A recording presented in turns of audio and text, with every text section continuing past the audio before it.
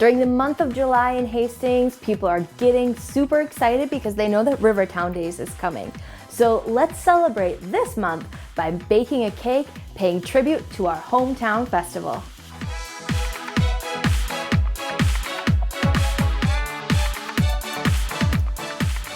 With this being a Rivertown Days cake, you have to pick the right flavor. So I started thinking about, okay, it can't just be a vanilla cake, it can't just be a chocolate cake. And I started thinking about the memories that my family has around the river. And I flashed back to this one thought of my brother taking a picture of this giant beast creature, and he said on Facebook, does anybody know what this is? And it was a picture of a snapping turtle. So I thought the best flavor that this cake could be would be chocolate turtle cake. And if you don't know what chocolate turtle cake is, it's a chocolate cake with caramel frosting and pecans, and it's modeled after those candies that you can get in candy stores. So what I have here in this bowl is 1 cup of melted chocolate chips and 1.5 cups of melted butter. And to that, I'm going to add 3 eggs. Now the eggs need to be added 1 at a time, so I'm gonna slowly do that. So I'm gonna put that first egg in there. And it seems like one of those tedious things, but it's one of those things as well that it does make a difference if you don't add the eggs separately. It ends up affecting the texture of the cake. So you wanna make sure that you are taking this 1 egg at a time. Also, this cake is gonna have multiple tiers to it. So we want it to be a fluffy texture, but still strong enough to support the weight of the tiers up above it. So I'm gonna add that 3rd egg. Now that I have my eggs in there, what I'm gonna do is add some of my ingredients that are gonna give it that pop of flavor, and then also the ability to rise in the oven. So in order to get this to rise in the oven, I have a teaspoon of baking soda. It's gonna give it that puff. Also, I'm going to add 1/2 teaspoon of salt and 2 teaspoons of vanilla. I'm gonna stir that together quickly and get those first little pieces in there. Now the next thing I'm going to add is 1.5 cups of granulated sugar. And then to get it going, I'm gonna add 1/2 cup of flour. I have 2 cups of additional flour that I'm gonna put in there, but I'm gonna start by adding 1/2 of it. And then my other ingredient that I'm going to add is water. And there's 1.5 cups of water in here, and I'm gonna add about 1/2 of that as well. So now that we have that in there, I'm gonna add my last batch of flour. I'm going to have this be a cake that has 3 different tiers. And my tiers are gonna go 8-inch, 6-inch, and 4-inch. That means I'm gonna end up making this batter twice. So that second batter is gonna be enough to make 2 6-inch cakes and 2 4-inch cakes. So what I'm gonna do is pour 1/2 of it into my first pan, and I'm gonna pour the rest of it into here. And so what I'm gonna do is I'm gonna put this into an oven at 350 degrees, and I'm gonna check it at 40 minutes based on my 8-inch cake pan. So we'll pop it in, we'll cook it up, and we'll start decorating our tier 1, 2, and 3.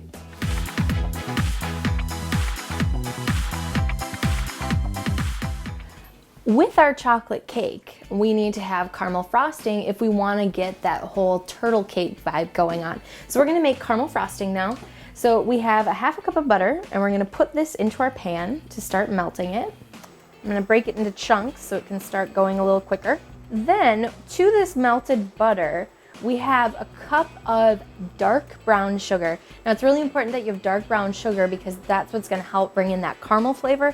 And then also we have 1/3 cup of whipping cream, and we're gonna add that in there once we get that butter melted. I'm going to start by adding the dark brown sugar first.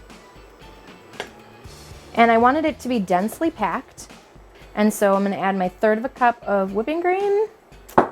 And now I'm gonna stir this all together, and I'm gonna slowly stir this until all of that brown sugar has dissolved and we have one color running throughout and no ribbons of texture or color. So now that we have all 3 ingredients combined and we see that it's slowly starting to bubble, we're gonna turn it off. And now I'm going to add a teaspoon of vanilla. I don't wanna do that when the heat's on, it'll ruin that flavor. So I'm gonna stir this in, we'll get that gentle bubble going. So what I'm gonna do is just simply pour this into the mixer.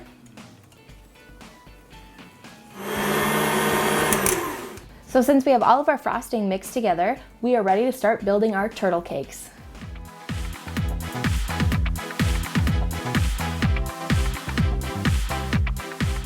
So we keep talking about this caramel cake, this caramel turtle cake, because of that memory that I shared earlier with the snapping turtles.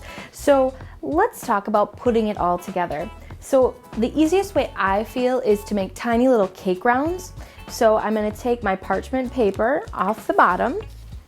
I'm going to put my first cake on there, but before I even do that, it's going to be really hard for me to decorate this with these domes. So I actually have a cake leveler. You could do this with a knife if you wanted to, or you could do it with a piece of string if you have something that's safe for food.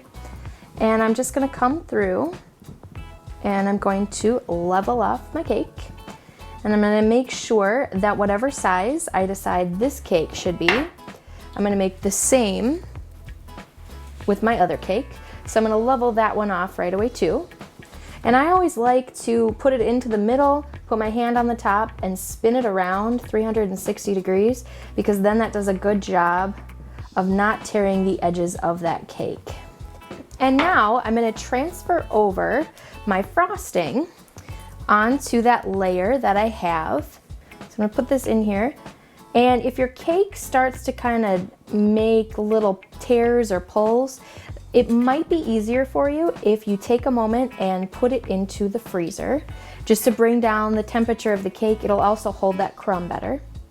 So I'm going to bring in my pecans or pecans or nuts, and I'm going to make that turtle. Remember, we said that candy is a combination of pecans, caramel, and chocolate. So we're doing that same flavor combination right inside of this. And now we're just simply going to top it off and press it down so that that frosting layer fuses in. The next part's the easiest when you move your cake over to the top of a bowl. So when I do this, I can easily decorate the outside edges of my cake. So I'm just going to take some time and I'm going to cover this up with my frosting. So we now have this fully covered. What we're going to do is put this in the refrigerator while we roll out the covering, the AKA fondant, to start our decorating.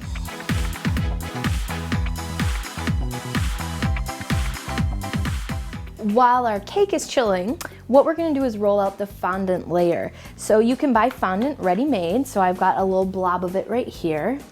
And you want to make sure your hands are nice and clean if you are working with white fondant. And so my cake is 4 inches across. And so when I roll it out, I want to have enough to go over the top and down the sides. And I'm always a little extra cautious with this. I usually double that amount if it's not a giant size cake. So I'm going to roll out my circle till it's about 8 inches across. Now, one thing is the more you work with fondant, because it is pretty much all sugar, it's going to start to get sticky. So what I like to have is powdered sugar, and I cover my hands with it. And then also you need a special rolling pin for rolling fondant. You have to make sure that it's not porous and it's not going to get stuck in there. So what I'm going to do is just start rolling back and forth. And I want to get this to the point where it's about 1/8 of an inch thick. Any thicker than that and it just gets too much on a cake, and any thinner than that and you're going to run the risk of tearing your cake. So I'm going to pull my cake out of the freezer. So now what I want to do is center it nicely, and I'm going to work on pulling and pressing this around the edge of my cake. And when I pull down, that will prevent the fondant from doubling up over itself.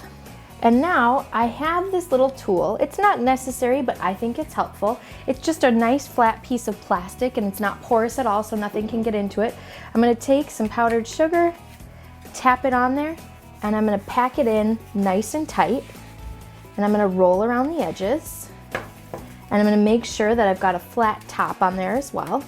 So now that we have this all nice and tight along the edge, I'm going to come in with a small knife or a pizza cutter, whichever you prefer, and I'm just going to trim this up around the edges.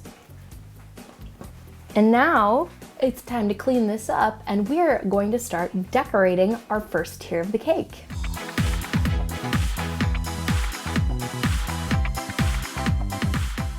Now, with decorating fondant, there's lots upon lots of different ways to do it, and we're gonna take a look at a lot of different ways today. But the first thing that we're gonna do is we're gonna get some color on this white fondant. I like to buy my fondant white, so then I can make it whatever color I want. You can buy colored, but it's totally a personal preference thing. What I'm gonna do today with mine is I'm going to airbrush it. Now, I have an airbrush machine, so if you haven't ever seen one before, that's what this is right here.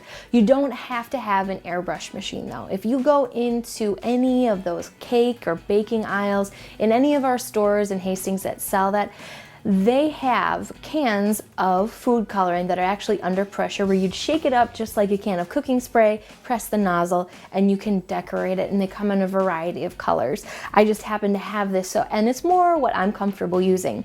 So if you've never seen an airbrush machine before, there's a little motor, you'll turn it on, and then you can press the little trigger button right here, and it will let the dye come out, and I can decide how much I want. So with my cake, I'm going to decorate this one to look like the different bridges throughout history in Hastings. And so I'm going to just be adding blue to this one. So I'm going to load up my machine, and I want it to be denser in color on the bottom and slowly fade lighter and lighter as I go up. So I'm going to turn it on, and I'm going to adjust my settings. Now it's going to be kind of boring for you because what I'm doing right now is spraying the backside. And I'll spin it around so you can see what I just did. You see it goes really fast and you get the color taken care of right away. And I'm done already. I just need to wait about a minute and a half, and then I'm ready to start decorating it. So we're gonna let this dry, and we're gonna start painting Hastings Past on this first tier of the cake. We are now to the point where we're going to add the 3 bridges that Hastings has had throughout their history. So we'll have the spiral bridge, we'll have the blue bridge or old blue, and then the one that we currently have over Hastings. We're gonna leave the railroad bridge out, so sorry railroad fans. So the first one that we're gonna do is we're going to paint the bridge that we currently have in Hastings. So this is really simple because we're just gonna need orange and we're gonna need black food coloring. Spiral bridge is just black food coloring, and then when we get to the blue bridge, obviously blue food coloring.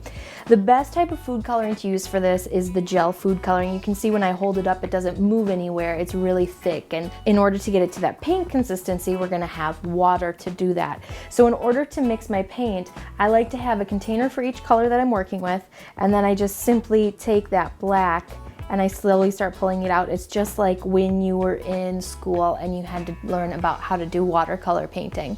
So let's start with our first bridge, the bridge we currently have in Hastings. The simple thing is, with this very first bridge, we're gonna start by drawing a line across the bottom to symbolize the bottom of the bridge. Then we're gonna have a series of lines coming down from underneath, and those lines are the pillars that support it. The next thing that we're going to do, it seems kind of weird doing this, but we're gonna have those orange arches coming across, and those orange arches will then let us know how to set up to draw even more black lines, being those current supports. It's one of those things where if you do decide to recreate this cake at home, your best bet would be just to go online and do an image search to get to those bridges of the past so you remember what those look like. So I'm gonna get these all painted, and you'll get to take a peek at them when we build the cake.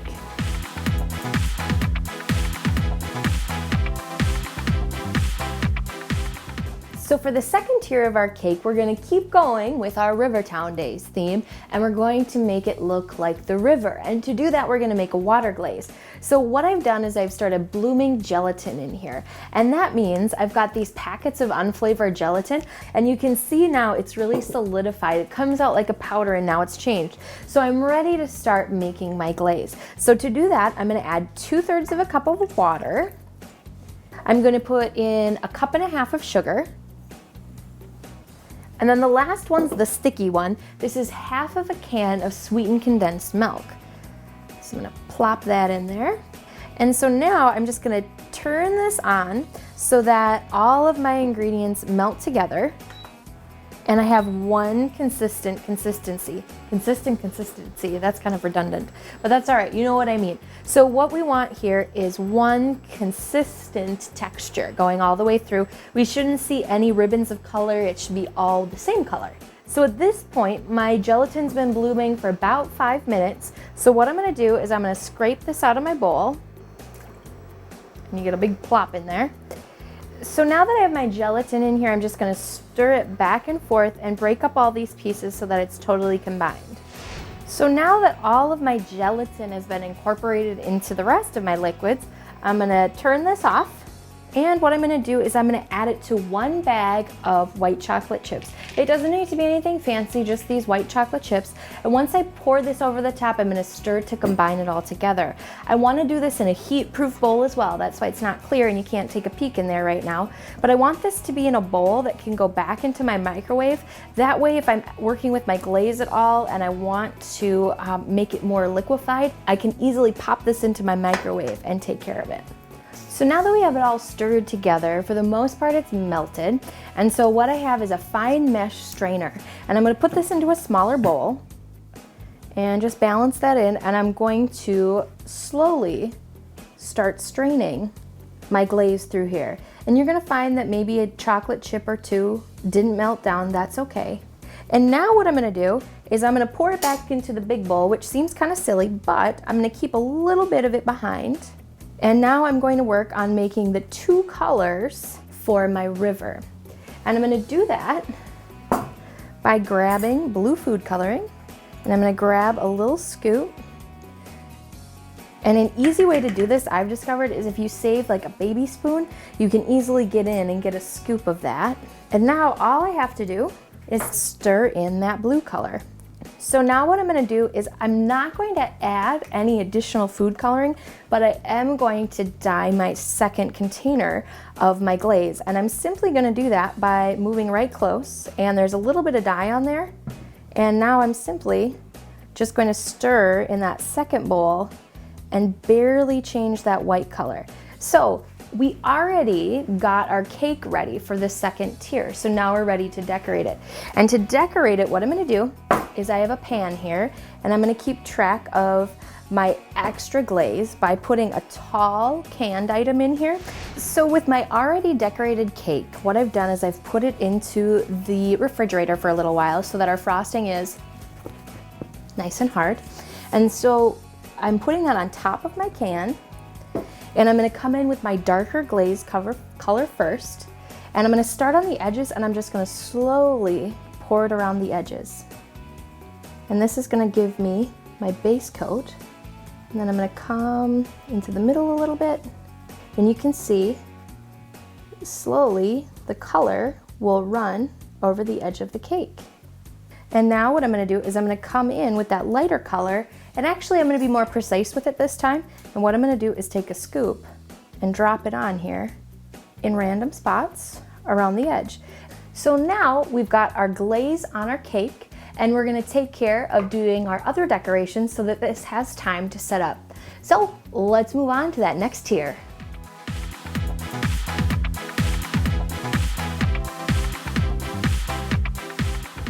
The third layer of our cake, or the base of our cake, is gonna look like Main Street on Hastings. Now, this is gonna look really cool, but it's do a little bit, take a break, do a little bit, take a break. So the first thing I did was I drew rectangles on the piece of parchment paper. And what I did is I took a ruler and I made 2" by 3" rectangles. And I'm going to need 10 of these in order to go the whole way around my cake. So I've taken most of them off already, but I still have 4 on there. And with it being parchment paper, it comes off really easily. So it's just, like I said, white chocolate that I melted. And the nice thing is then I have a perfectly flat side that we're going to decorate. So I'm gonna pull these off, and we're gonna start by decorating 2 of them. And you can see I've got my white tablecloth back. We're gonna be using that airbrush machine again. So I'm gonna lay these 2 on here. I'm gonna start with brown because most of the buildings on Main Street are brown. So I'm gonna put a couple dots in there. Remember, with the airbrush machine, you don't need a lot of ink in there, or rather dye. It's not a tattoo machine. And what I'm gonna do is just kind of polka dot my buildings. And now what I'm gonna do is I'm gonna make a couple different types of brick pattern. So I'm gonna do that with my red, and I'm gonna do that with my yellow as well. And so I'm just gently tapping. So now I'm gonna come to my other piece, and I'm gonna add yellow to that brick.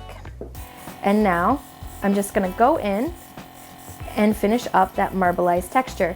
So now what I need to do is I need to let these sit and dry, and to save ourselves a few moments, I've got that going already. So I'm gonna pop these out of the way. And believe it or not, what we have in front of us here is the start of our post office in Hastings, and then we also have the start of Bella Vista in Hastings. So now what I'm gonna do is I'm gonna mix up my paint so I can add some of those features to the fronts of these buildings. So what I'm gonna do is quick in, and just that little drop there. I'm just gonna slowly start mixing, and we want it to almost be a paste-like consistency. I'm just gonna come in and make my first swipe to make my first window. Bella Vista actually has 4 windows across the front.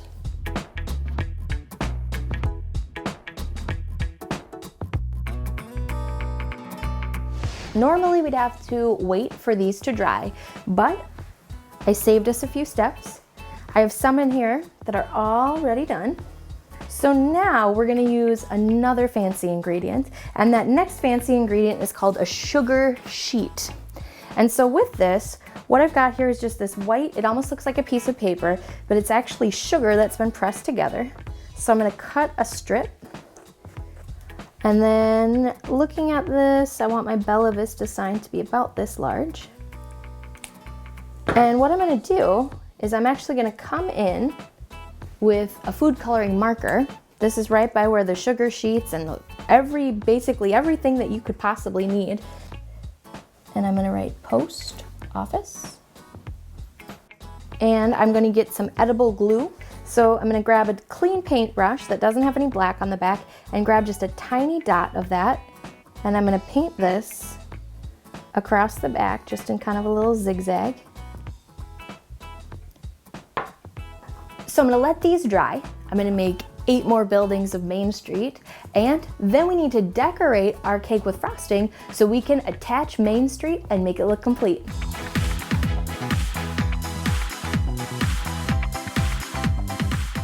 So all of our pieces of Main Street are made, so we need something to put them on too. So just like we did with the first tier of our cake, our third tier is covered in fondant already, and we're gonna spray a base coat on here with our airbrush. So remember, if you don't have an airbrush, you can still do this.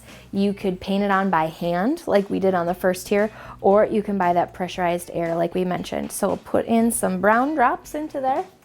We'll turn on our machine, and it's pretty anticlimactic because you can't see on this side, but in just a moment, once I use up this first batch, we want this cake to be about half brown, half yellow.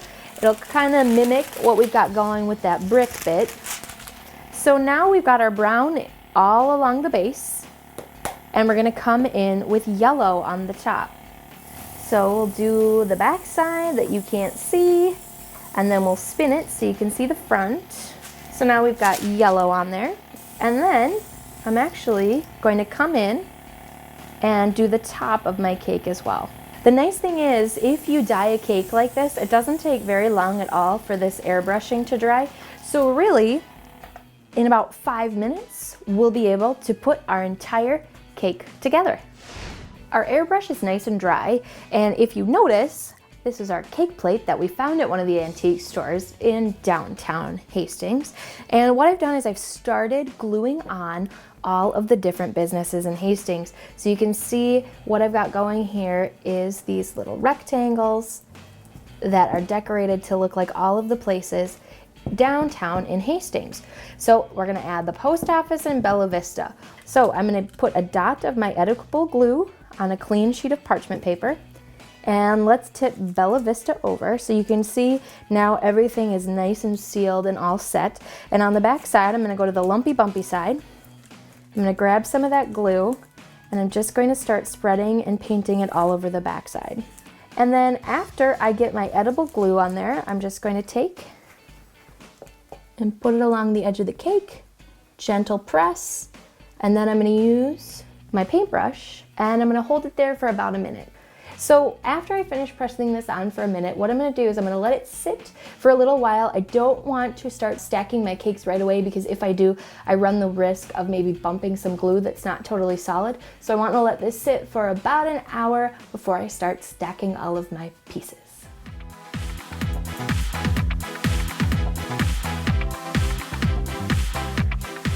So we now have all of our layers of cake done, so it's time to build them. So you can see the top of this cake looks a little funny, and what I've done is I've put wooden dowels into that cake in order to support the next layer that comes up above it. So we've got Main Street, and now we have our river level. Now if you notice, as this started to dry and set up, drip drops started to fall. I can now place this layer on top of Main Street. So let's get the river and position it nicely. Just come in and tuck any of that water, and it kind of has that ripply, almost like a waterfall feel. So I guess it's Mississippi River / Vermilion Falls. And now what I'm gonna do is take more dowels and I'm gonna put them into the center of the cake, pushing ever so gently so I don't push this cake into the next one. Also, you might hit some pieces where you kind of have to bob and weave a smidgen because maybe you bumped into a pecan as you were popping through. So we go with a nice 5 there. And then this last layer, you can see we've got the spiral bridge. You can see we've got our blue bridge from Hastings, and then that one that we painted together, our orange bridge, and that wraps the whole way around. So now we're gonna set our last tier on the top, just like that, and those dowels support it. So we could be donezo funzo with the cake at this point, but I think we should put something up at the top. You can do a lot of different things when it comes to decorating a cake, but what I thought is I would just go with something nice and simple. So what I'm gonna do is I'm gonna take these bamboo skewers, I'm gonna pop them into the top right up here. And now what I'm gonna do is I just went on the Hastings website and found a picture of one of our Welcome to Hastings signs. I'm gonna position that onto the skewer, and then there we go. A perfect Hastings cake to celebrate Hastings' very own Rivertown Days. So remember, the apron might be optional, but the flavor isn't.